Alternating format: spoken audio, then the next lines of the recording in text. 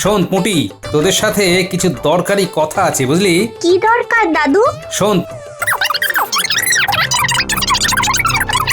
কিরে পারবি তো? নিশ্চয়ই পারবো দাদু।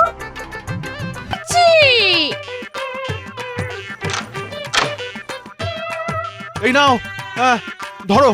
উফ, কই রে তোরা? হ্যাঁ, আরে আয় আয় আয়। কি আশ্চর্য! এত টাকা কোথায় পেলে গো? মাসের শেষ এখন, কোথায় পেলে বলো না, বলো বলো। তুমি থামো তো গিন্নি, বড় বেশি কথা বলো। আর এই নাও 1 পয়সা। মন্ত্রী মশাই, 1 পয়সায় কি হয়? আপনি আমাদের দোকানেও এমন করলেন, মোহর দিতে চাইলেনই না, আবার এখানেও আমার পয়সা কম দিতে চাইছেন। ও, তোর বড্ড কথা হয়েছে তো। হ্যাঁ, জানিস তুই কার সঙ্গে দর কষাকষি করছিস? তোর এত সাহস! মন্ত্রী মশাই যা দিচ্ছেন মন খুশি করে নিয়ে চল এখান থেকে। কিন্তু হ্যাঁ, সেটা মনে থাকে জানো।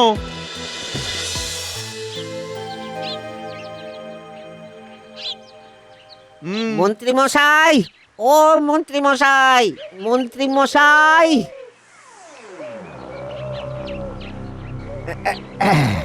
এই যে মন্ত্রী মশাই, এই আপনার সরভাজা, রসগোল্লা, পান্তুয়া, কালাকাঁদ আর মোহনভোগ সব মিলিয়ে হলো 5 মোহর, আর আমার মুটের 2 পয়সা দিয়ে দেন মন্ত্রী মশাই। কি? হ্যাঁ, মোহর কি গাছে ফলে রে ভোলা? হ্যাঁ, আল্লাহ দিয়ে আটখানা একেবারে। তোর দোকান থেকে মিষ্টি আনিয়েছি, এই যথেষ্ট। এই নে 1 মোহর, আর ভাগ এখান থেকে। যা ভাগ বলছি। আর তোর মুটেকেও নিয়ে যা, আবার মুখে মুখে কথা। কি বলছেন মন্ত্রী মশাই? 5 হাঁড়ি মিষ্টির দাম 1 মোহর? ভোলা, তোরা তো সাহস কোথা থেকে হচ্ছে বেশ বুঝতে পারছি, বুঝলি। শোন, ওই গোপাল তোকে বেশি দিন বাঁচাতে পারবে না, আমার কাছে কিন্তু তোকে আসতেই হবে রে ভোলা। মহারাজকে বলে তোর মিষ্টির করের বোঝাটা আরেকটু বাড়িয়ে দেবো নাকি রে? হ্যাঁ, আর একটু। আমি মহারাজের কাছে যাব। হ্যাঁ, তোর মহারাজ আমার কি করবে রে ভোলা? হ্যাঁ, না, আমি দিব্য দৃষ্টিতে দেখতে পাচ্ছি তোর দোকানের ঝাঁপ চিরতরে বন্ধ করার সময় হয়েছে। এই নিয়ে ভালো মানুষের ছেলের মতো মুখ করে চলে যা।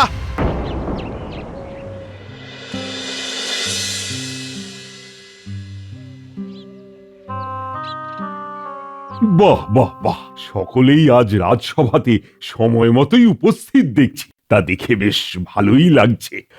আমার তোমাদের সকলকে একটা কথা বলার আছে। আমার রাজ্যের প্রজারা সকলে ভালো আছে কিনা খবর নিতে হবে তোমাদের, কারণ ওরা আমার সন্তান তুল্য। ওরা ভালো থাকলেই আমি ভালো থাকি। বাহিরে মৃদুমন্দ বহিছে পবন, রাজসভায় কৃষ্ণচন্দ্রের প্রফুল্ল বদন, সবকিছু দেখে মোদের পুলকিত মন। মহারাজ আমাদের পরম রতন ধন। বাহ বাহ বাহ বাহ, বেশ কবিতা বলেছো তো কবি। মহারাজ, ময়রা ভোলা ও বাজারের আরো 2-3 জন দোকানি আপনার সাক্ষাৎ প্রার্থী। তা ভিতরে নিয়ে এসো তাদের, আমি শুনবো সবার কথা। প্রণাম মহারাজ।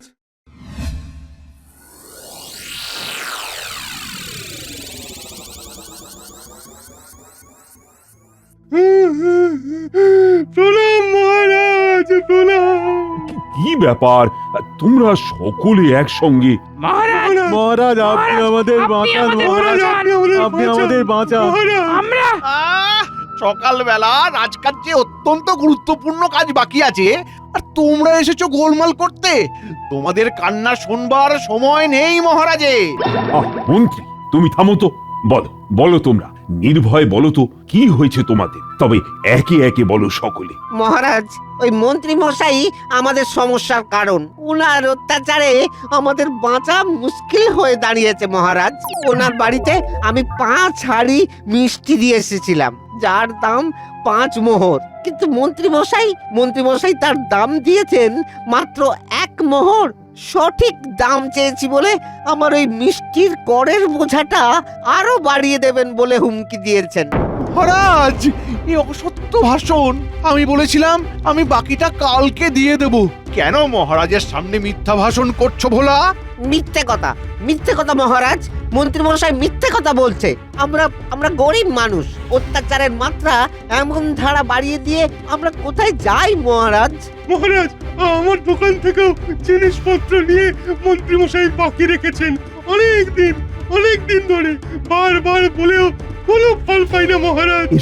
এসব কি শুনছি মন্ত্রী? এদের কথা একদম বিশ্বাস করবেন না মহারাজ, এরকম কোনো ঘটনাই ঘটেনি। আচ্ছা এই শোনো, আমি তো তোমাদের প্রত্যেককেই যার যা পাওনা দিয়ে দিয়েছি। তাও যদি কারো কিছু বাকি থাকে তা আমি নিশ্চয়ই দিয়ে দেব। মন্ত্রী মশাই, এ কেমন কথা? আপনি খেটে খাওয়া লোকেদের সঙ্গে প্রতারণা করছেন?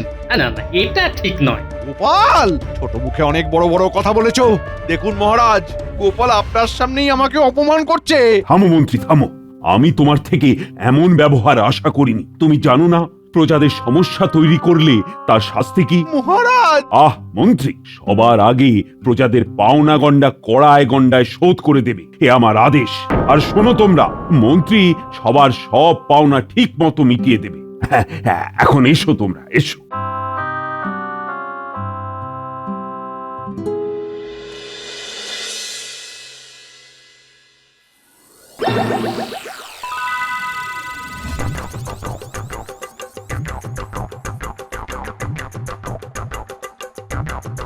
শোন পুঁটি, তোদের সাথে কিছু দরকারি কথা আছে, বুঝলি? কি দরকার দাদু?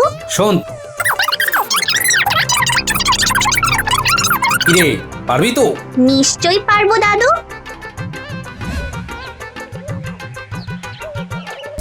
কি তোরা কি করতে এসেছিস? আমি একটা খবর দিতে এলাম গো। কি খবর? আমাদের গোপাল দাদু কালকে সকাল 9টায় বাড়িতে জাদু বাঁশি পুজো করবে। ওটা নাকি ভয়ঙ্কর বাঁশি, লোকজনের ক্ষতি হতে পারে। তাই তোমরা জানলার ফাঁক দিয়ে নজর রেখো আর মন্ত্রী মশাইয়ের সাথে এই নিয়ে সলা পরামর্শ করো, যাতে কারো কিছু ক্ষতি না হয়। আচ্ছা, এই ব্যাপার। তাহলে তো ব্যাপারটা দেখতে হচ্ছে।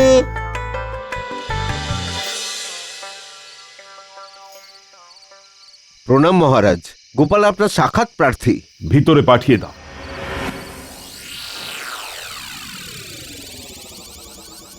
প্রণাম মহারাজ।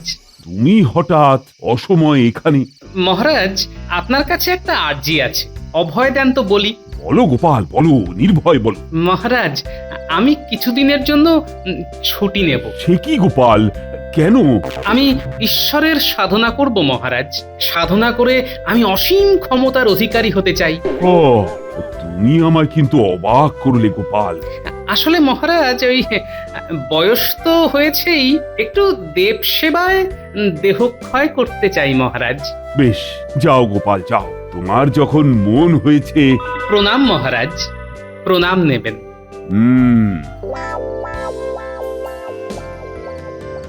ব্যাপারটা রাজসভায় সকলকে বলতে হবে। গোপালের মধ্যে একটা পরিবর্তন এসেছে। এক পক্ষে সেটা অবশ্য ভালোই।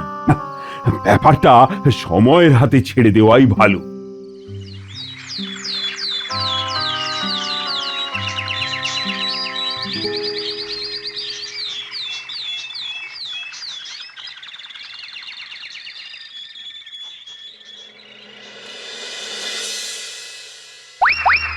ওং নমো নমো নমঃ। ওটা কোথায় রাখলাম, ওই বাঁশিটা? এই তো পেয়েছি।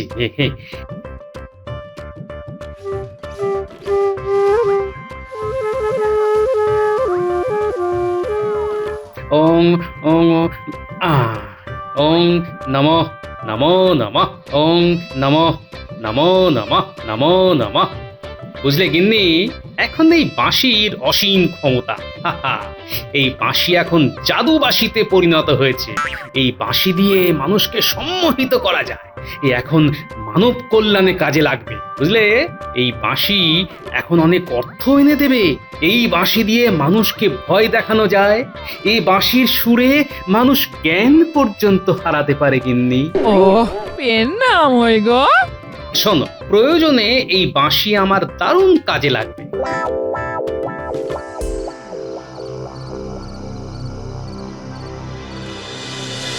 ওই বাঁশির ক্ষমতা তোরা নিজের চোখে দেখেছিস? না তা দেখিনি, গোপাল দাদা কিন্তু পুজো শেষে এমন কথাগুলোই বলছিল, সেটা কিন্তু আমরা নিজের কানে শুনেছি। হ্যাঁ মন্ত্রী মশাই, ওটা ঠিকই বলেছে। যা বলছিস তার যদি এক বর্ণ মিথ্যে প্রমাণিত হয় তাহলে আপনি নিজের চোখেই দেখবেন, চলুন। গোপাল দাদা এখন সারাক্ষণ এই বাঁশি নিয়েই ঘোরে। ঠিক আছে, তোরা এখন যা। আগে আমাকে নিজের চোখে দেখতে হবে। কাল সকালে, হ্যাঁ কাল সকালে চল বাজার অভিযানে যাব আমরা, কিন্তু খবরদার গোপাল যেন বুঝতে না পারে।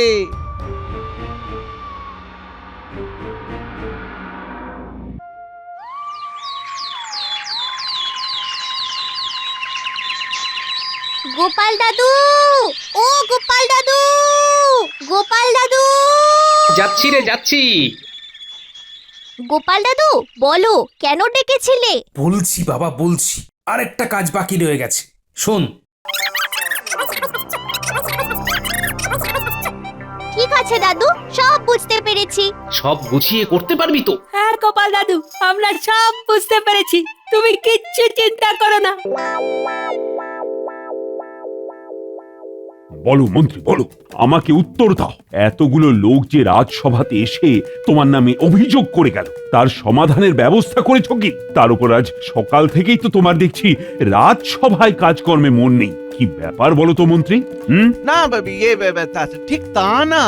দেখো মন্ত্রী, তোমাকে একটা কথা বলি, এখানে সবাইকেই বলছি, রাজসভার কাজকর্মে মন না দিয়ে রাজসভাতে উপস্থিত হওয়ার চেয়ে অনুপস্থিত হওয়াটাই ভালো। তাতে দেশের ভালো, রাজ্যের ভালো, দশের ভালো, আর নিজেরও ভালো। মহারাজ, তাহলে একটা কথা বলেই ফেলি, আজ সত্যি আমার রাজকার্যে কোনো রকম মন নেই। আমার বাইরে দরকারি কাজ আছে মহারাজ, আপনি অনুমতি দিলে সেখানে যাই। কি এমন গুরুত্বপূর্ণ কাজ মন্ত্রী, যা তোমার রাজকার্যের চেয়েও গুরুত্বপূর্ণ? আছে মহারাজ, আমি আমার পাওনাদারদের পাওনা মেটাবার কাজেই আজকের দিনের জন্য রাজসভা থেকে বাইরে যেতে চাই। আপনি অভয় দিলে ছুটি নিয়ে সেখানে যেতে চাই মহারাজ। কি মুশকিল, এখন তো গোপালও নেই, কি যে হবে। আচ্ছা যাও যাও যাও, আগে আমার প্রজাদের স্বস্তি শান্তির ব্যবস্থা হোক।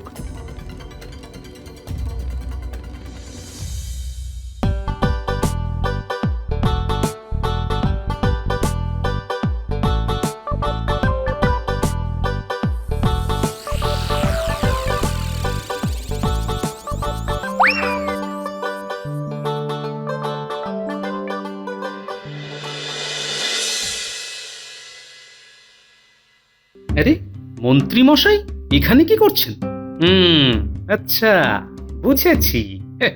তার মানে উনি আমার উপর নজর রাখছেন।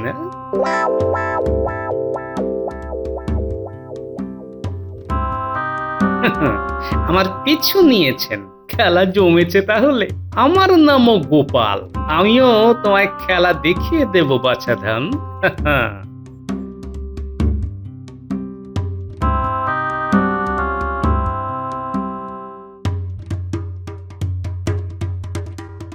আরে গোপাল দাদা, তুমি? হ্যাঁ আমি যেমন যেমন বলেছিলাম, পেল্লায় মন্ডার 10টা হাঁড়ি আমার বাড়িতে পাঠিয়ে দিবি, বুঝলি? তাই হবে গোপাল দাদা, তাই হবে, কিন্তু তার দামটাও তো অনেক, মোট 10 মোহর, সেটা তো দিয়ে যাও। কি তুই আমার কাছে দাম চাইছিস? আমার কাছে?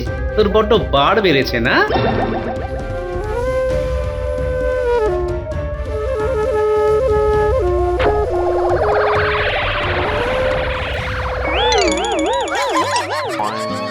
এই পুটি গুলটে ন্যাপলা, তোরা 10টা পেল্লায় মন্ডার হাঁড়ি তুলে নিয়ে আমার বাড়িতে রেখে আয়, আর কেউ বাধা দিলে বলবি আমি বলেছি, আমি। আচ্ছা গোপাল দাদু। এবার রতনের দোকানে যাব, ওরও একটু শায়েস্তা হওয়া দরকার। এ কি কাণ্ড, এমন তো হবার কথা নয়। গোপালের ওই বাঁশির তাহলে সত্যিই এত ক্ষমতা?